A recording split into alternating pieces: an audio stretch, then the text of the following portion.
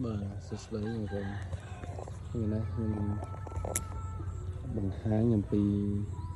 នេះមូលហេតុអីបានជាសម្បោចក្រហមមកនឹងខំឈឺក្រហមនោះវា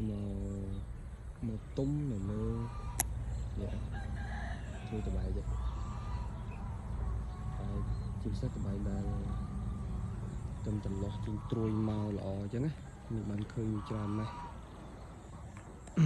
បងប្អូនពីច្រើនអ្នកដាំតបែកគាត់យល់ហើយភាសាអីអញ្ចឹងចេះបងប្អូនមានសង្កេតឃើញមើលនេះពងនេះនៅពេលដែលពងសត្វល្អិតណាពងសត្វល្អិតនេះណាតែនឹងវាកើនពងសត្វល្អិតនឹងវាមានវាពងមកអញ្ចឹងសំណោចហ្នឹងឯងដែលគឺវាមក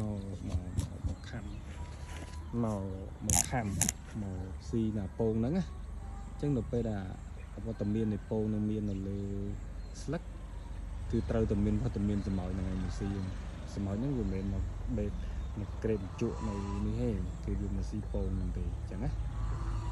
ប៉ុន្តែវាក៏វាស៊ីដែរមិនមែនអត់ទេវាឡើងមកធម្មតាវាខំវាអីចឹងតិចតួចចឹងទៅគឺកត្តាដែលបំផ្លាញខ្លាំងទៅលើដំណាំយើងគឺនេះ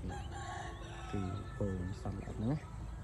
ចឹងយើងមានវិធីក្នុងការពីការបាញ់យើងមិនតាន់ជាអីខ្លាំងដែរពេកទេយើងប្រើថ្នាំធម្មជាតិក្នុងការបាញ់តបែកព្រោះតបែកយើងញ៉ាំភ្លាមយើងអត់មានទៅចិត្តអីពេកទេអញ្ចឹងហ្នឹង